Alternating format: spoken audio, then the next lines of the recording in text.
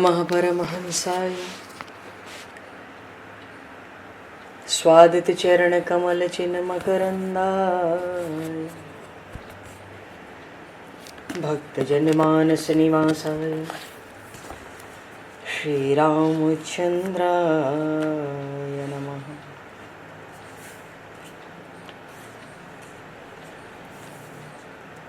वंदे विदेहतनया पदपुंडरीकं केशौरसौरभसमाहत योगिचेतं हन्तुं प्रतापमनिशं मुनिहंससेव्यं सन्मानशालिपरिपीत परागपुञ्जम्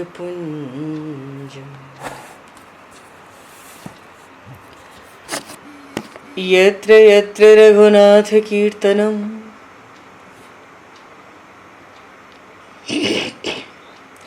तत्र तत्र कृतमस्तकाञ्जलिं बाष्पवारि परिपूर्णलोचनं मारुतं नमत राक्षसान्तकं कुन्द इंदुसमदेह उमारमण करुणायन जाहि दीन परनेह करहु कृपा मर्दन मयन।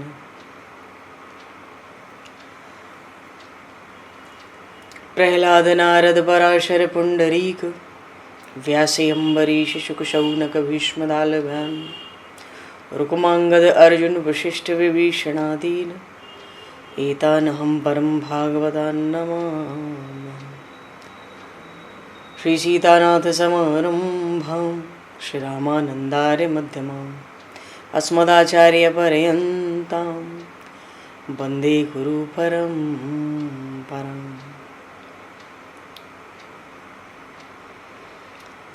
वर्णानामर्थसंज्ञानां रसानां छन्दसामपि मङ्गलानां च कर्तारो वन्दे वाणी विनायकौ।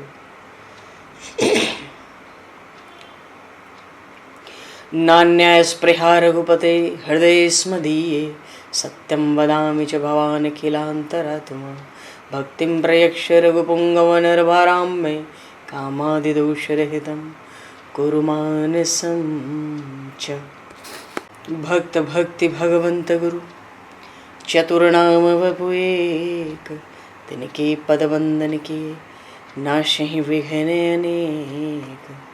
बंधु तुलसी के चरण जिनकी न्यो जग काज कल समुद्र घोरत लगो प्रगट्यो सप्त जहां।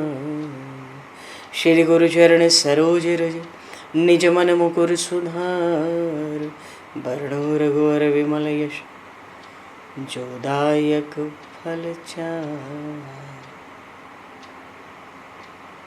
हरिशरण श्री राम जय राम जय जय राम।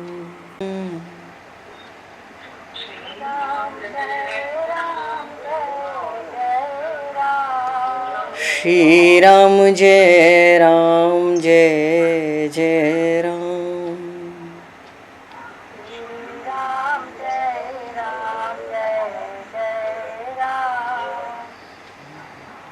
जय सिया राम जय जय हनुमान।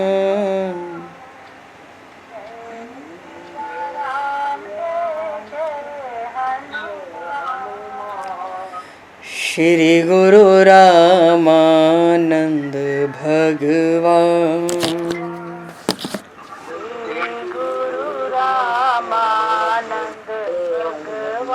श्री गुरु रामानंद भगवान।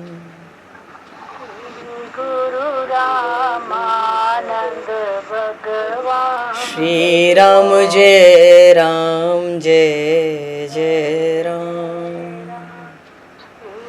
राम जय राम जय सिया राम जय जय सिया राम। जय सिया राम जय जय सिया राम। जय सिया राम जय जय सिया राम। जय सिया राम जय जय सिया राम। बोली सियावर रामचंद्र भगवान की जय।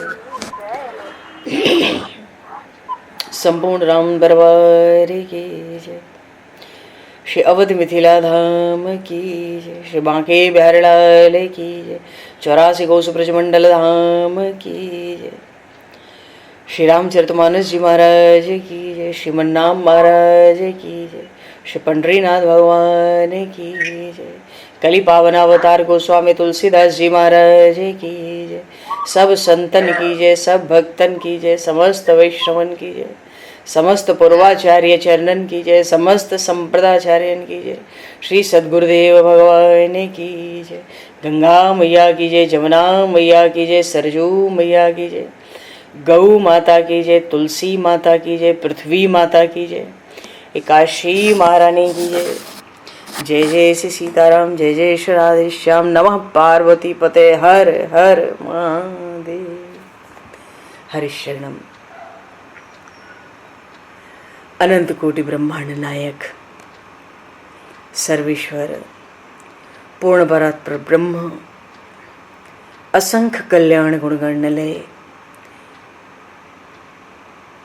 भक्तवांशा कल्पतरु शरणागत वत्सल भक्त वत्सल दीनबंधु दया सिंधु श्री कौशल्य आनंद वर्धन श्री दशरथ नंदन श्री जानकी कंठभूषण भगवान श्री सीताराम जी महाराज की असीम कृपा करुणा से श्री हनुमान जी महाराज की परम पावन भावमयी सन्निधि में महापुरुषों की भावमयी उपस्थिति में एवं आप सभी श्रद्धालु भक्त वैष्णवों की मंगल सन्निधि में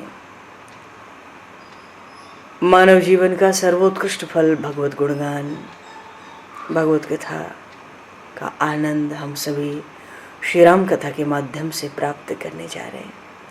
सर्वप्रथम आप सभी भक्त जनों के श्री चरणों में भगवत भाव से सादर वंदन सादर नमन। आप सभी को यथा योग्य जय सिया राम जय जय श्री राधे हरि श्याम जय श्री राम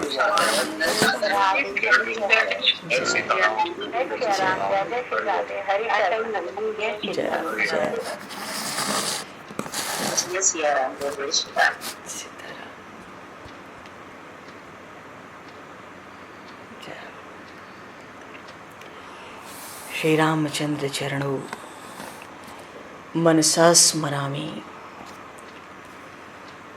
श्री रामचंद्र चरणों वचसा गृणामि।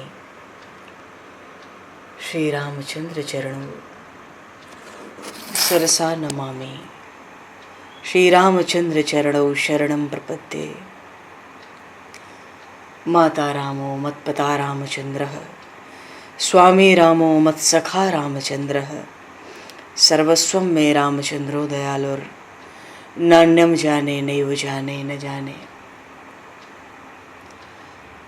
मंगलम कौशलेन्द्रस्य महनीय गुणालये चक्रवर्ती तनुजाय सार्वभौमाय मंगलम।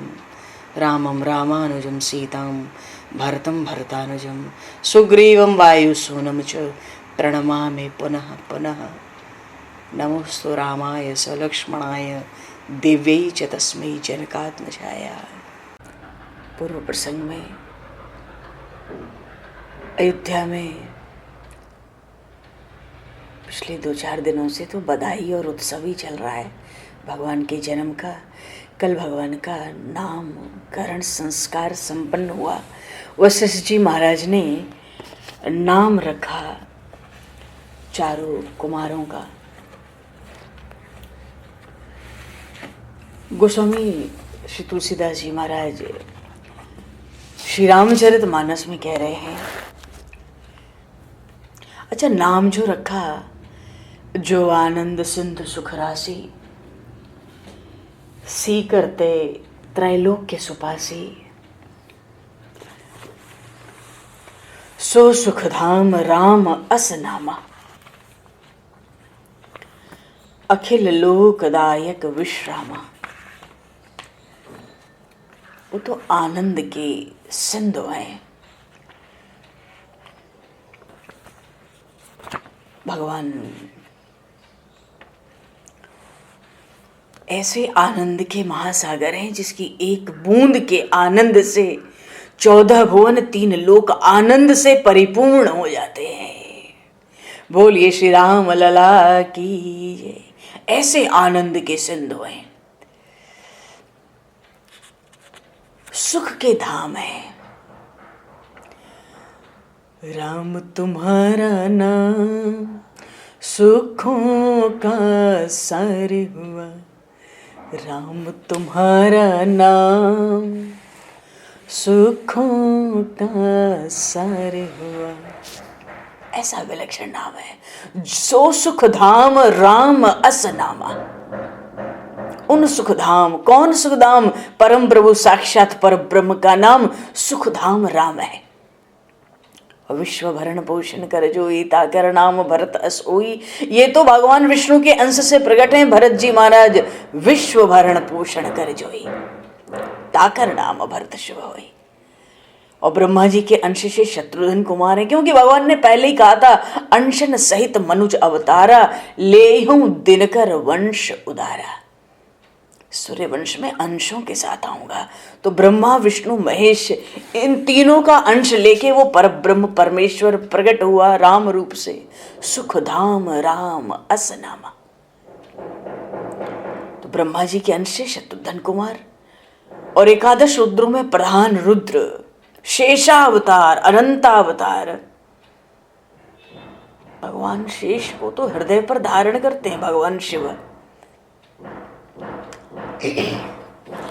गुरुदेव ने इनके नाम रखे, धरे नाम गुरु हृदय विचारी। सबके तत्वों का हृदय में विचार किया ब्रह्मर्षि वशिष्ठ जी ने। वो सर्वज्ञ हैं, सब जानते हैं कौन पूर्ण ब्रह्म है, कौन विष्णु का अंश है, कौन शिव का अंश है, कौन ब्रह्मा का अंश है। सब कुछ देखकर बड़ा हृदय में विचार करके नामकरण किया। और इतना नहीं, दशरथ जी महाराज से कहते हैं वेद तत्व नृप तव सुतचारी। आपके चारों पुत्र तो वेदों का तत्व हैं, तत्व। मुनि धन जन, योगियों के मुनियों के तो धन है सर्वस्व। मुनि धन जन सर्वस शिव प्राणा, बाल के लीरस तेहि सुख माना। बाल के तेहि सुख माना। तो नामकरण किया गुरुदेव ने।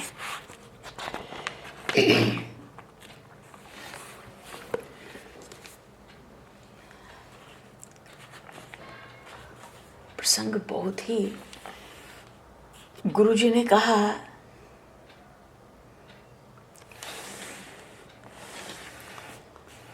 रमन्ते योगिनो यस्मिन् इत रामः रावणाद राम इत्यपि। कौशल्या जी का पुत्र सबको आनंद देने वाला है। सबको जो आनंद देता है, सबको जो रमण कराता है, उसको राम कहते हैं। रमन्ते योगिनो यस्मिन् इति रामः। योगियों के हृदय में भी यही रमण करता है। अनंत विश्व ब्रह्मांड इसमें रमण करता है, ये राम है। और लक्ष्मण में तो बहुत ही दिव्य लक्षण बड़े हुए हैं।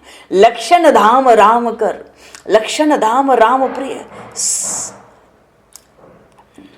समस्त जगत आधार, गुरु वशिष्ठ तेहि राखा, लक्ष्मण नाम उदार। ये तो समस्त दिव्य लक्षणों से युक्त हैं, मानो सर्व लक्षण संपन्न हैं, इसलिए इनका नाम लक्ष्मण हुआ। भरणाद भरतो नाम लक्ष्मणम लक्ष्मणान्वितम। शत्रुघ्नं शत्रुहंतारमेवं गुरुर्भाषत। गुरु जी कहते हैं श्री राम प्रेम से जो जगत को भर देता है, जो भर देता है राम प्रेम से जगत को, उसका नाम भरत। भरत श्री राम प्रेम की मूर्ति हैं।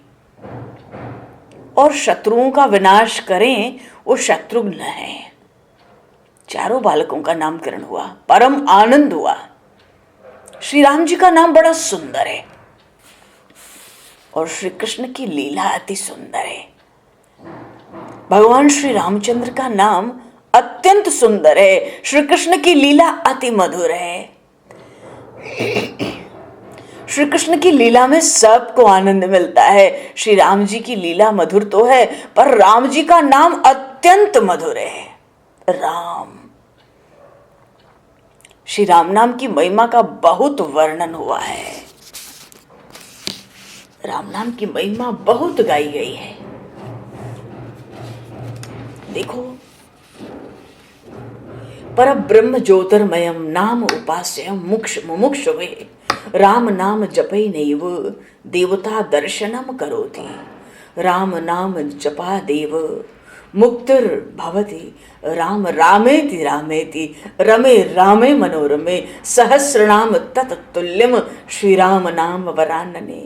भर्जनम भव बीजानाम अर्जनम सुख संपदाम तर्जनम यमदूतानाम राम रामेति गर्जनम।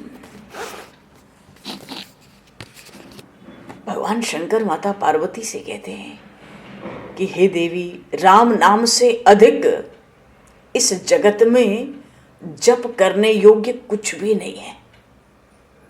राम ये 2 अक्षर का मंत्र 100 कोटि मंत्रों से भी श्रेष्ठ है, 100 करोड़ मंत्रों से भी श्रेष्ठ है। राम नाम का जो जप करता है, हे देवी, उसके सब पाप जल जाते हैं, उसके भवरोग टल जाते हैं।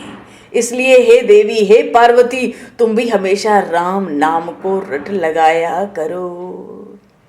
न रामाधिकम किंचित पठनम जगती तले रामेति ह्यक्षरो मंत्र कोटि शताधिक। तस्मात् त्वमपि देवेशी राम नाम सदा वद। राम नाम जपेद्यो वै मुच्यते सर्व किल्मषः। अजी, राम नाम की महिमा तो संतों ने, भक्तों ने बहुत गाई है। मीराबाई जी ने अनेक सुंदर पद रचे हैं। तुलसीदास जी महाराज ने भी राम नाम की महिमा का बहुत वर्णन किया है। यद्यपि प्रभु के नाम अनेका श्रुति का अधिक एकते एकता। ये भी देखो, न कहने की बात होकर भी कही जाए, भगवान के नाम में कोई अंतर नहीं कहा गया है। अनंत नाम है राम, अनंत अनंत गुनानी, जन्म कर्म अनंत नामानी। जलसी कर्म ही रज गन जाई, रघुपति चरित न बरन सराई। अभी तो ये आनंद कंद भगवान प्रकट हुए हैं। यद्यपि प्रभु के नाम अनेका, देवर्षि नारद कह रहे हैं, श्रुति का अधिक एकते एका। वेद कहते एक से एक बढ़ के सब नाम है। पर देवर्षि नारद ने भगवान राम से वरदान मांगा था पंपा सरोवर पे, राम सकल नामन ते अधिका।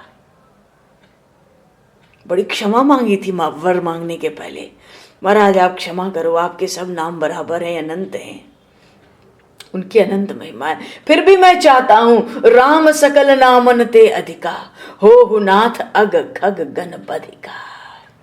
आपके सब नामों में ये नाम प्रबल हो। अब भगवान ऐसी कौन सी इच्छा जो भक्तों के लिए, तो भगवान के पास कुछ अदेय है नहीं। श्री राम नाम का कीर्तन भजन करने से, श्री राम नाम की धुन लगाने से मन नाच उठता है, हृदय आनंद से विभोर हो जाता है।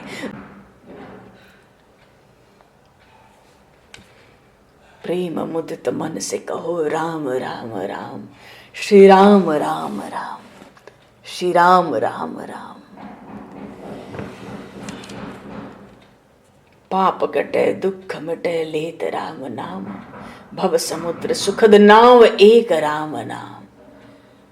प्रेम मुदित मन से कहो राम राम राम। परम शांति सुख निधान दिव्य राम नाम, निराधार को आधार एक राम नाम। परम गोप्य परम इष्ट मंत्र राम नाम, संत हृदय सदा बसत एक राम नाम। महादेव सतत जपत दिव्य राम नाम, काशी मरत मुक्ति करत कहत राम नाम। माता पिता बंधु सखा सब ही राम नाम, भक्त जनन जीवन धन एक राम नाम। प्रेम मुदित मन से कहो राम राम राम। ये नामकरण हुआ राम, जो आनंद सिंधु सुख राशि। श्री राम नाम अत्यंत मधुर है। अच्छा, श्री राम नाम में एक भी युग्म अक्षर नहीं है, रकार मकार राम, कितना सरल सहज। और कृष्ण कहो श्री कृष्ण, एक भी अक्षर सरल नहीं है श्री कृष्ण कहने में। पर श्री कृष्ण नाम की भी बड़ी महिमा है। गरुड़ पुराण में आया, कृष्णेति मंगलम नामो यस्य वाचि प्रवर्तते भस्मी भवन्ति बद्धस्तु महापातक कोटयः। पर कृष्ण कृष्ण कहो, एक भी अक्षर सरल नहीं है। दोनों युग्म अक्षर है, क में र लगा है और श में ण लगा है, दोनों युग्म अक्षर है। कितना परिश्रम होता है।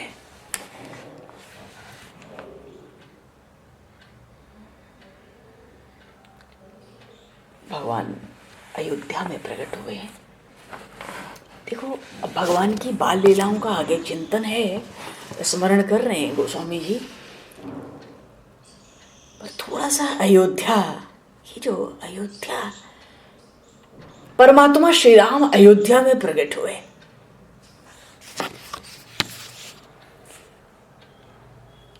अच्छा, परमात्मा का प्राकट्य मथुरा में हो या अयोध्या जी में हो, अपने को विशेष लाभ नहीं होता है। अपने को विशेष लाभ कब होता है? जब परमात्मा अपने घर में पधारे तो ही अपना कल्याण है। मंदिर में दीपक जलाया जाए तो प्रकाश तो मंदिर में ही रहेगा, अपने घर में नहीं आएगा। परमात्मा मंदिर में हो या अयोध्या में हो, इससे अपने को ज्यादा लाभ नहीं है। हाँ, अपने घर को हम अयोध्या बनावें तो राम जी का प्राकट्य हो। तीर्थों में रहना ठीक है, और सब लोग रहें तो कितनी भीड़ हो जाए। अयोध्या तो संतों की भूमि है। बोलिए श्री अयोध्या धाम की जय। संतों की भूमि है। ग्रंथों में लिखा है कि गंगा का किनारा ज्ञान की भूमि है, श्री यमुना जी भक्ति महारानी का स्वरूप है, और अयोध्या जी वैराग्य की भूमि है। विरक्त साधु महात्मा आज भी अयोध्या में विराजते हैं। विश्व में सबसे अधिक साधु कहीं विराजते हैं तो वो है अयोध्या। देखो, संसार का सुख सच्चा है नहीं, ऐसा जिसको विश्वास हो चुका है वही वैराग्य कर सकता है, वही भक्ति कर सकता है। कोई भोगी हो, ज्ञान मार्ग में अथवा भक्ति मार्ग में आगे बढ़ नहीं सकता। वो भोग का, संसार के सुखों का त्याग किए बिना ज्ञान या भक्ति का प्रारंभ होता ही नहीं। अयोध्या तो मूल है, वैराग्य, राग से छूट जाना, उसके बाद ही भक्ति होगी और उसके बाद ही ज्ञान होगा। संसार का सुख जिसको तुच्छ लगता है वही भक्ति कर सकता है, वही वैराग्य साध सकता है। अगर संसार के सुख भोग की बात करें तो भक्ति हो या ज्ञान बाधक है। अगर भीतर राग बना है, भोगों में संसार का सुख अच्छा लगता है, मीठा लगता है, लोगों से मिलना जुलना बात करना अच्छा लगता है, तो अभी वृंदावन और काशी की बात ही नहीं, अभी तो अयोध्या की बात है। अयोध्या वैराग्य की भूमि है। इस वैराग्य के बिना न ज्ञान सफल होता है न भक्ति। हाँ, संसार का भोग सुख जिसको रोग के समान लगता है, संसार की संपत्ति में जिसको बड़ी भारी विपत्ति दिखलाई पड़ती है, और जो ये मानता है कि संसार का सुख तो इसका संयोग तो केवल वियोग के लिए है, आज नहीं तो कल छूटना ही है, क्षणिक है, जो ऐसा जानता है वही ज्ञान और भक्ति की वृद्धि कर सकता है। भोगा भोगा महारोगा संपदः परमापदः वियोगा यैव संयोगा आधयो व्याधयो धियः। संसार के सुख तो आदि व्याधि को जन्म देते। ये जीव अनेक जन्मों से भोगता हुआ आया है, उसको शांति कहाँ मिली? भोगने से शांति मिलती नहीं, सुख लेने से, सुख को बढ़ाने की कामना से शांति मिलती नहीं। कैसे मिलती है? नास्ति त्यागम समम सुखम। त्याग शांति से, शांति तो त्याग से मिलती है। त्याग से बढ़कर कोई सुख ग्रंथों में कहा ही नहीं गया। जो संसार का सुख है, उसमें जो सुख है वो क्षणिक है, पर जो त्याग में सुख है ना, वो स्थिर और अनंत सुख है।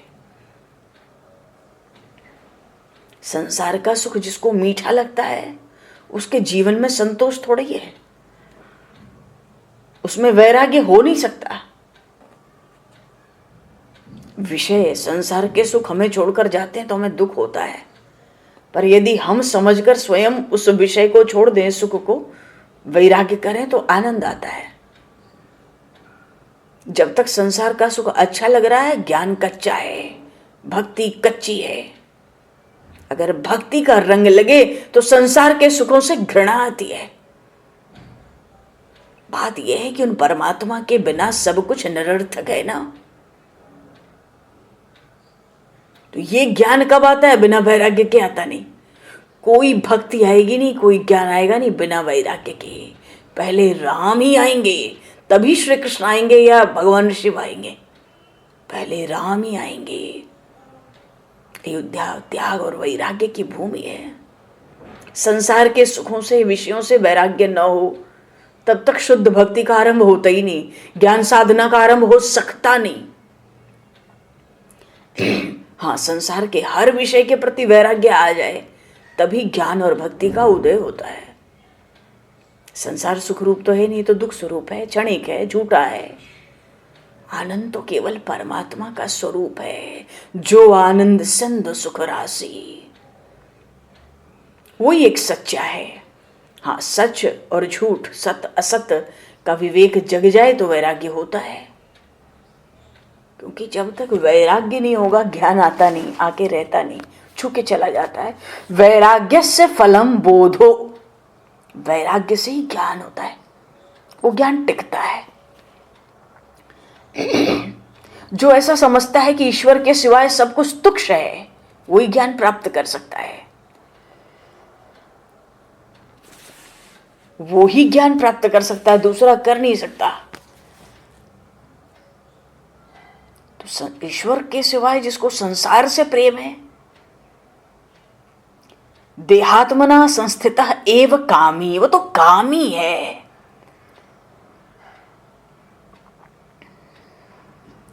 वैराग्य के बिना ज्ञान नहीं आता, वैराग्य के बिना भक्ति नहीं होती। वैराग्य से ही ज्ञान और भक्ति दृढ़ होते हैं। मनुष्य भक्ति नहीं करता ऐसा नहीं है, भक्ति करता है, पर सतत भक्ति नहीं होती। क्यों?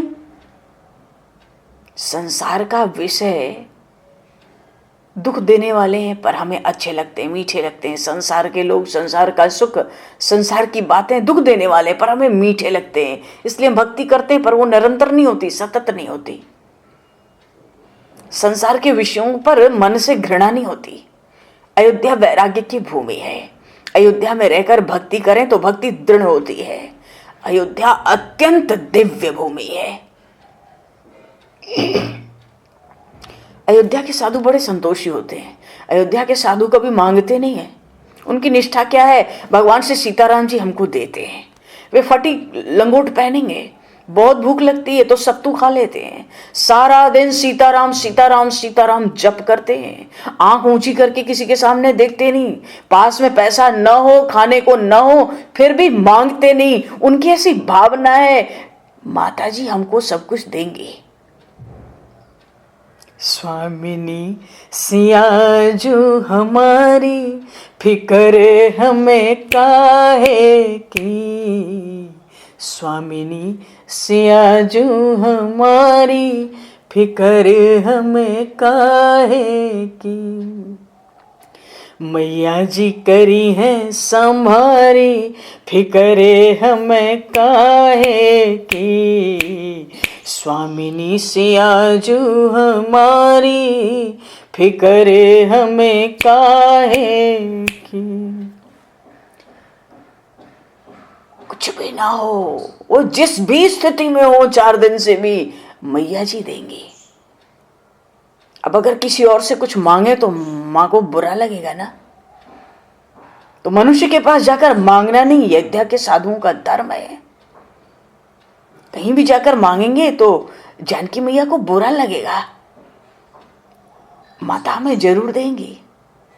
अरे संतों का दर्शन अयोध्या जी में जैसा होता है ना, वैसा अन्य किसी जगह होता नहीं, होता नहीं। हम 1-2 बार अयोध्या जाएं तो यह अनुभूति होती है, नए नए जीव को भी होती है। अयोध्या कुछ विलक्षण है, बहुत विलक्षण है। भगवान अनुकूलता दें तो अयोध्या जी में जाकर रहना चाहिए, पर अधिक उपयुक्त तो ये है कि हम अपने घर को ही अयोध्या बनाएं। अयोध्या शब्द का अर्थ होता है जहां कोई युद्ध न हो, उसको अयोध्या कहते हैं। युद्ध न भवतीति अयोध्या। युद्ध न हो का अर्थ है जहां कोई बैर न हो, जहां कोई विकार वासना न हो, जहां मेरा तेरा का झगड़ा न हो, जहां कपट न हो, दंभ न हो, जहां केवल शुद्ध प्रेम हो। क्योंकि जहां शुद्ध प्रेम हो वहीं तो परमात्मा प्रकट होते हैं। अब वैर और वासना है तो तन को बिगाड़ते हैं, मन को बिगाड़ते हैं। तो यदि हमें अपने तन और मन दोनों को अयोध्या बनाना हो तो एक बढ़िया उपाय है, हम भीतर से दृढ़ निश्चय कर लें, आज से मेरा कोई शत्रु नहीं। पहली बात। दूसरी बात, मेरा किसी ने कुछ बिगाड़ा नहीं। तीसरी बात, मुझे किसी से तनिक भी दुख, मुझे किसी ने तनिक भी दुख दिया नहीं। सब पर पानी डाल दो, सब पर पानी डाल दो। दुख का कारण तो भीतर का अज्ञान है।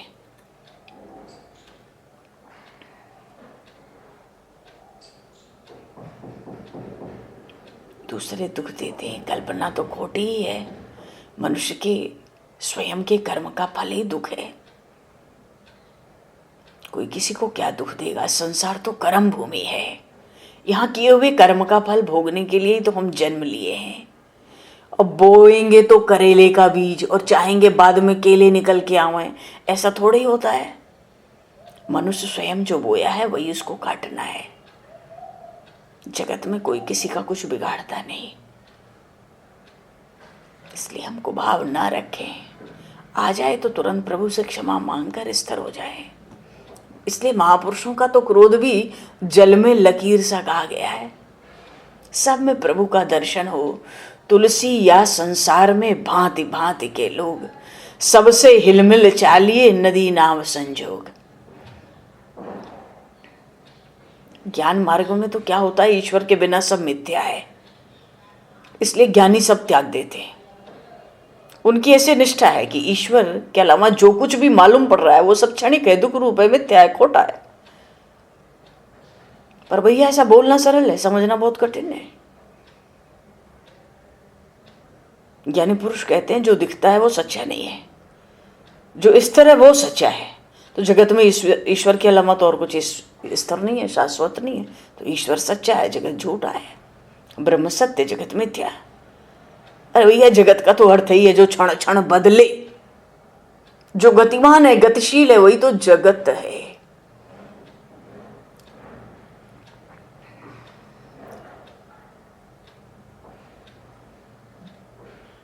स्वप्न का संसार और जगा हुआ संसार भी ज्ञानी तो अपनी दृष्टि से, तत्व की दृष्टि से कहते एक ही है।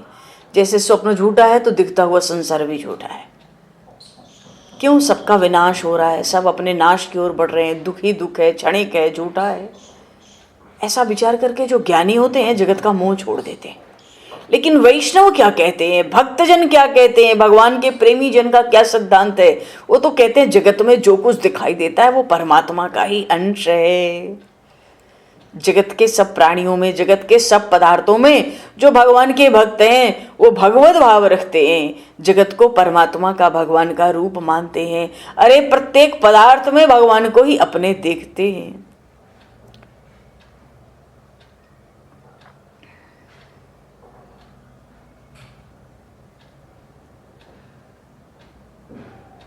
तो एक बात तो है कि ये संसार भगवान का स्वरूप है, हम ऐसी भावना रख के व्यवहार कर लें।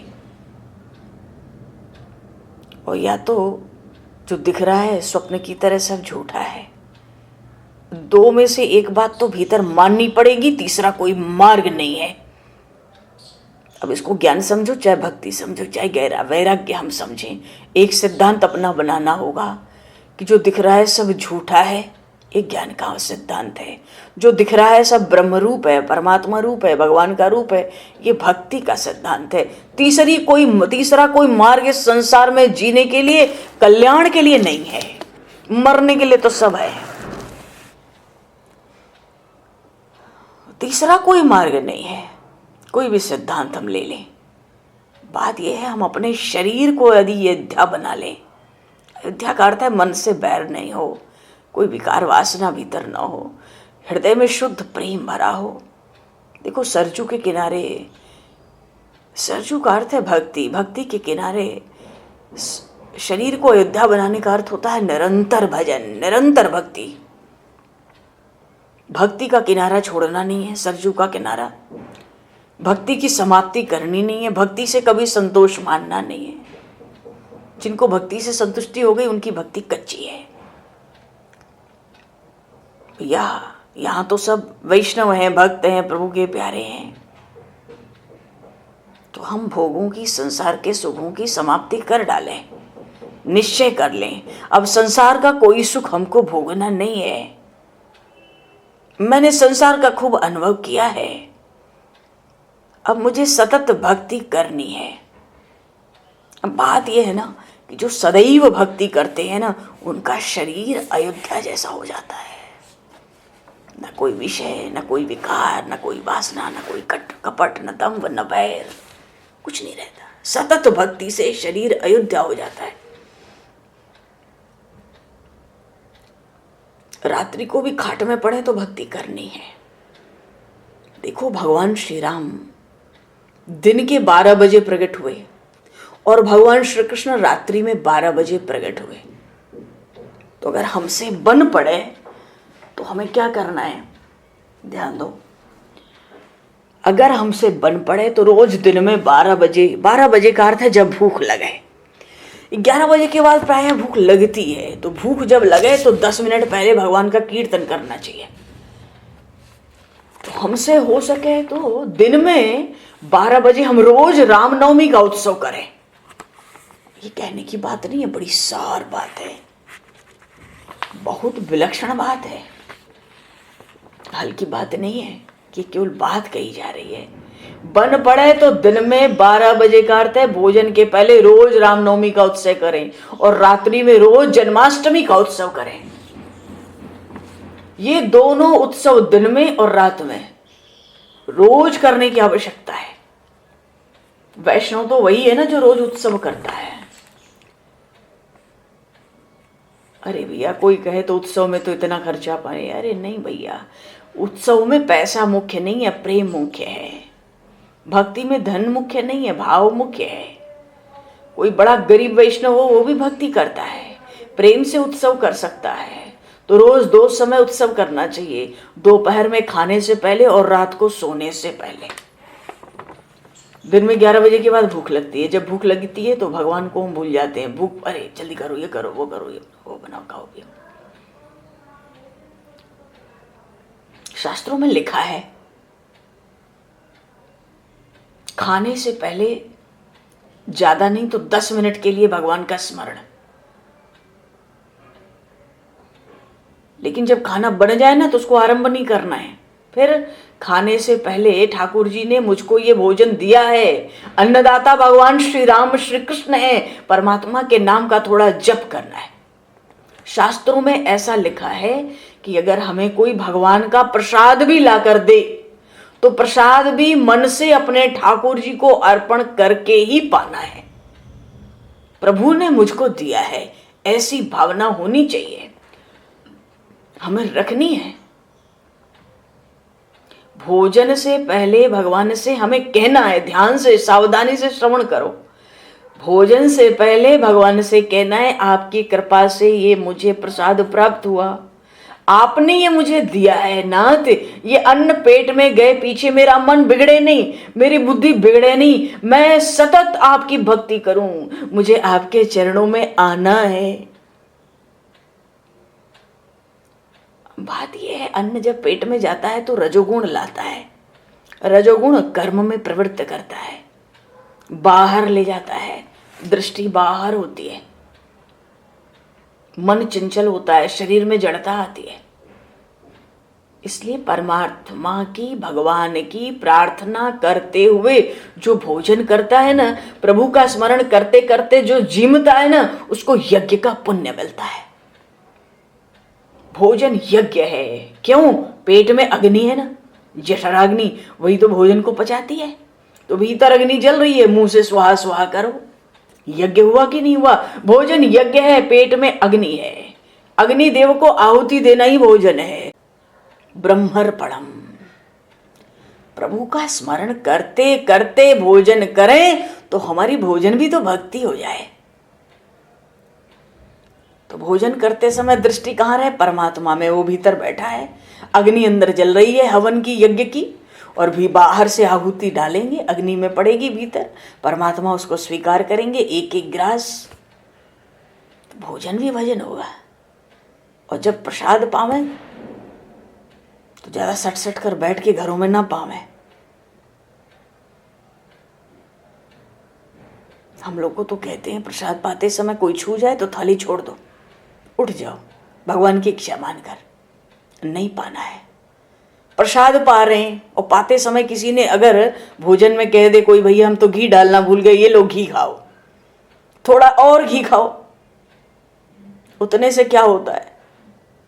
उस भोजन को तुरंत छोड़कर उठ जाना चाहिए, संतोष मानना चाहिए। असंतुष्टा दुजा नष्टा, ब्राह्मण संतुष्ट न हो तो नष्ट हो जाता है। सट सट के भोजन नहीं, साथ साथ बैठ के भोजन करते समय दृष्टि भगवान में रखनी है, भोजन भी भजन बने, नजर परमात्मा पर रखनी है। दोपहर का समय जब होता है, भूख प्यास लगती है, तो हम ईश्वर को न भूलें, ऐसे समय में भी ईश्वर का स्मरण रखें। इसलिए राम जी मध्याह्न काल में प्रकट हुए, दिन में 12 बजे। मध्य दिवस अति शीत न घामा, पावन काल लोक विश्रामा। बात यह है कि दिन भर तो राम जी की सेवा करो और रात आवे तो श्री कृष्ण की सेवा करो। परमात्मा को हमें हृदय में प्रकट करना है। रात में सोने से पहले उत्सव करना है, भक्ति करनी है। रात को बड़ा खतरा है। क्यों? दिन भर तो काम में व्यस्तता होती है, रात को निवृत्ति आती है, फुर्सत, जीव कामाधीन हो जाता है। जहां निवृत्ति मिली ना, काम छाती पे आके बैठता है। तो रात में जब निवृत्ति हो तो भी हम ईश्वर को ना भूले। इसलिए भगवान श्री कृष्ण मध्य रात्रि में, रात को 12 बजे प्रकट हुए। मध्याह्न काल में अयोध्या जी में प्रभु का प्रागट्य हुआ।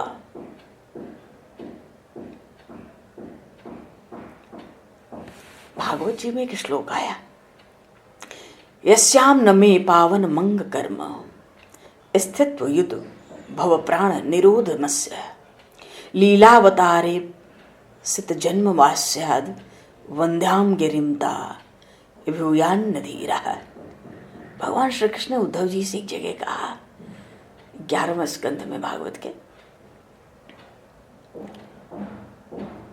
कि हे उद्धव, मेरा नाम, मेरे कर्म, मेरे गुणों का गान जगत को पवित्र करता है, बड़े बड़े दोषों को हर लेता है, और हरि के नाम से तो जड़ जीवों का भी उद्धार होता है। मैं ही ब्रह्मा बनकर सृष्टि उत्पन्न करता हूँ, विष्णु बनकर पालन करता हूँ, शिव बनकर संहार करता हूँ।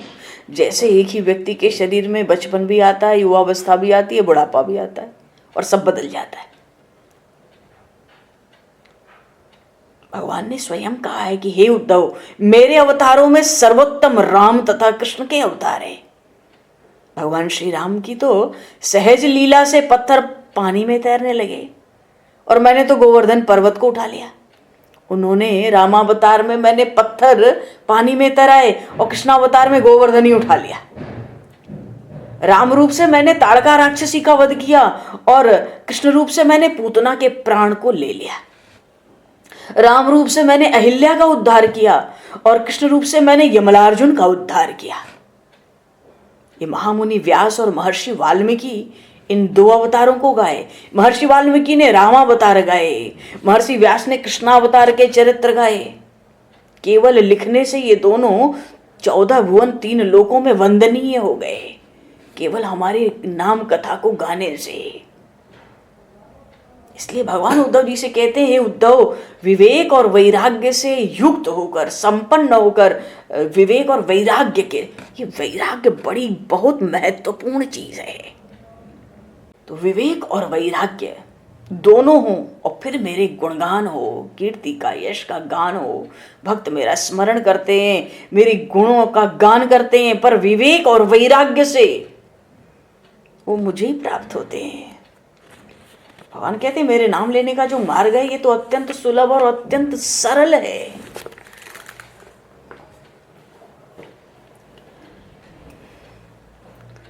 तो मध्याह्न काल में अयोध्या जी में प्रभु का प्रागट्य हुआ। श्री रघुनाथ जी भगवान महाराजा दशरथ के महल में पधारते हैं। ये दशरथ शब्द पर भी बड़ा विचार करने योग्य है। दशरथ 5 ज्ञानेंद्रियां 5 कर्मेंद्रियां, ये उस रथ के 10 घोड़े हैं। आत्मानम रथिनम विद्वी शरीरम रथमेव तु बुद्धिम तु सारथिम विद्वी मनः प्रग्रहमेव च इंद्रियाणि हयानाहुर विषयांस्तेषु गोचरन् आत्मेन्द्रिय मनोयुक्तम भोक्तेत्या हुर्मनीषिणः। शरीर तो रथ है, आत्मा रथी है, मालिक रथ को दौड़ाने वाला। शरीर रथ है, आत्मा रथी है और बुद्धि सारथी है। इंद्रियां घोड़े हैं और इंद्रियों की जो लगाम है वो मन है। ये जो 5 विषय हैं ये अलग अलग मार्ग हैं। छोड़ दो तो घोड़े तो जहां सुख मिलेगा दौड़ पड़ेंगे, जहां विषय सुख दिखा इंद्रियां दौड़ पड़ी। तो जो इंद्रिय रूपी घोड़ों को काबू में रखे तो उसका शरीर रूपी रथ सीधा चलता है। हमें कहाँ जाना है? हमें जाना है प्रभु के चरणों में, प्रभु के धाम में। तो हमारा रथ कहाँ जा रहा है? हमारा शरीर रूपी रथ कहाँ जा रहा है? परमात्मा के चरणों में अगर हमें जाना है तो हमें तो भक्ति करनी पड़ेगी भगवान की। इंद्रियों को काबू में रखना पड़ेगा। जो इंद्रियों के वश में है वो भक्ति कर नहीं सकता। इंद्रियां तो मनुष्य की शत्रु हैं पर मित्र बन सकती हैं। शत्रु इसलिए है क्योंकि हम इंद्रियों के अधीन हैं। जो इंद्रियां चाहती हैं वो सुख हम इनको देते हैं और इनको मित्र बना ले महाराज अम्बरीश की तरह तो सारी इंद्रियां भगवान की सेवा में लग जाएं। अच्छा एक बात है, हमारी आंख हमारे कान कहाँ जाते हैं? जहां हम ले जाना चाहते हैं वहीं जाते हैं। मानो जहां हमें जाना नहीं वहां हमारी आंख नहीं जाएगी। कसाई की दुकान हो वहां कट रहे हो तो क्या हमारी आंख जाएगी? नहीं जाएगी। हम जहां चाहते हैं आंख वहीं जाती है, हम जहां चाहते हैं कान वहीं जाते हैं। इंद्रियां नौकर हैं, हम मालिक हैं। कोई नौकर मालिक नौकरों के अधीन रहे तो नौकर तो बड़ा रुलाएंगे। इंद्रियों के दास बनेंगे तो भक्ति तो होगी नहीं। इंद्रियों का कोई गुलाम हो तो ईश्वर का स्वरूप ज्ञान होता नहीं। वैसे भी इंद्रियां भोग के साधन के लिए नहीं है, भक्ति का साधन है। भक्ति करने के लिए ही है। प्रभु के मार्ग की ओर उन्मुख कर दें एक एक इंद्रियों को भगवान के रस का स्वाद मिला है, स्वाद चटाया जाए, तब तो संसार का सुख उसको फीका लगे, धीरे धीरे छोड़ दे। उसको समझावें विवेक और ज्ञान से। भगवान से हम रोज प्रार्थना करें, हे भगवान मेरे शरीर के रथ के ऊपर आप विराजो, मेरे इंद्रिय के जो घोड़े हैं ना 10, इनको आप काबू करो, इनको अपने मार्ग में लगाओ। ये तो 5 विषयों के मार्ग में दौड़ना चाहते। मैंने इस शरीर रूपी रथ की लगाम आपके हाथ में सौंपी है, आप अधिकार करो इन इंद्रियों पर। मेरा शरीर रूपी रथ तो लक्ष्य पर पहुंचना चाहिए। लक्ष्य क्या है? प्रभु आपके चरणों में आना है। जो भगवान की शरण ग्रहण करता है ना, उसका जीवन मरण सुधरता है।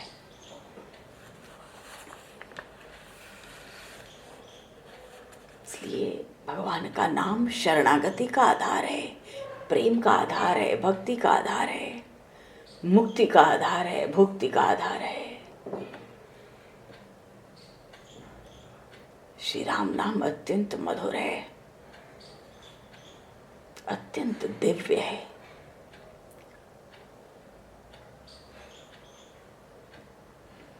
प्रेम मुदित मन से कहो राम राम राम, श्री राम राम राम।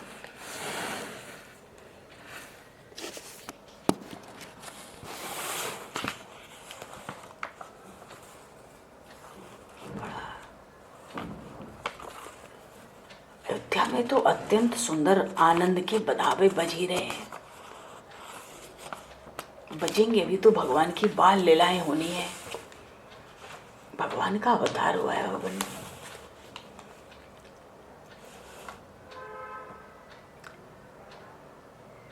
मानो संपूर्ण आनंद का कंद ही अंकुर के रूप में अयोध्या में प्रकट हुआ है। जो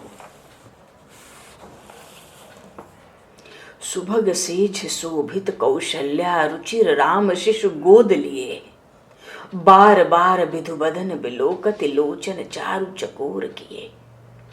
कबहू पौड़ी पयपान करावत, कबहू राखत लाए इहिए, बाल केली गावत हलरावती पुलकत प्रेम पीयूष पिए। विधि महेश मुनि सुर सिहात, सब देखत अम्बुद ओट दिए। तुलसीदास ऐसो सुख रघुपति, पै काहू तो पायो नबिए। महारानी कौशल्या सुंदर बालक राम को गोद में लिए मनोहर शैया पर पौड़ी भई है, मानो सुशोभित हो रही है। अपने नेत्रों को तो चकोर बना लिया और बार बार भगवान का मुख चंद्र निहारती हैं।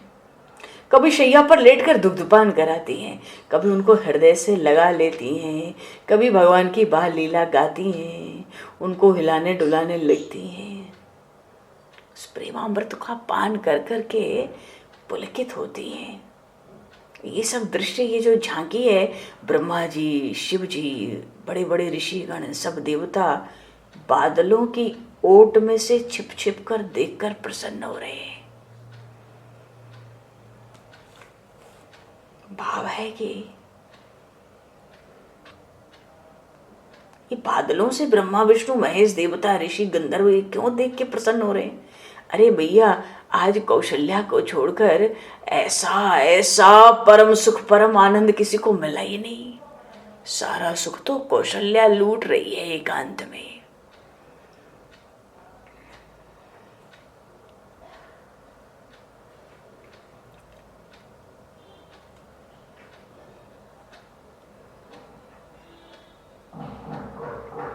विधाता ने सबके मनोरथ पूर्ण किए हैं।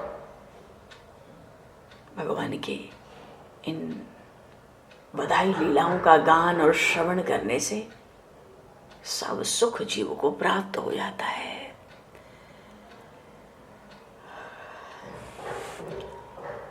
आगे के प्रसंग में भगवान की बाल लीलाओं का स्मरण है, चिंतन है और विश्वास मानो मधुराति मधुर लीलाएं हैं जो प्रभु के कृपा प्रसाद से प्रभु ने कहने सुनने का अवसर दिया है, बड़ा विलक्षण अवसर है। अपने आनंद से खूब समय लेके आराम से, और बड़ा साधुवाद है आप लोगों के धैर्य को, कितने धैर्य से धीरे धीरे धीरे धीरे बूंद बूंद करके कथा सुनते हो। आपका धैर्य महान है, हम तो उसको नमस्कार करते हैं। चलो जी, बोलिए श्री राम राजा सरकार की जय। श्री राम